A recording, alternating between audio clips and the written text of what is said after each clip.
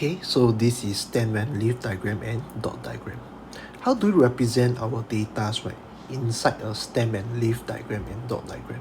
Okay, so given that we have all these numbers, right, so we have 20, 21, 23, 25, 30, 32, 33, 42, 45, and last but not least 47.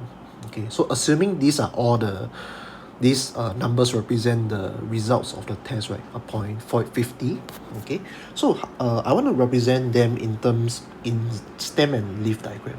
Okay, so first of all, we must write the stem here and the leaf here. Okay, and second of all, okay, you look at the 20s. Yeah, so we have 20, 21, 23, 25. So I group these four numbers together first. Right, so my stem I should write 2 because it starts from 2, right? Yeah. Then for the leaf, I should write the second digit. So the second digit is 0 here, and 1, 3, 5.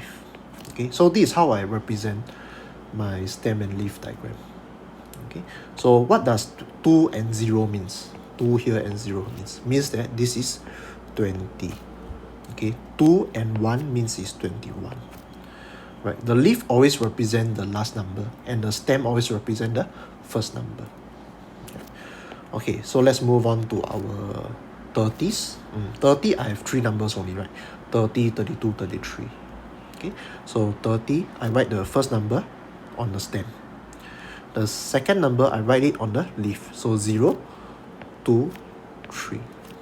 Right, so just take note, you shouldn't put any comma in between. Yeah, okay, stem and leaf diagram don't need any comma one. Okay, last but not least, 40s. Right, so I write the first digit in the stem, the second digit I put in the leaf. So 2 here, 5 here, and 7. Alright, so this is how I represent all my data inside a stem and leaf diagram. Okay, so sometimes when we are doing stem and leaf diagram, sometimes 2, okay, let's just say I have here 2 and 0. This does not necessarily mean 20.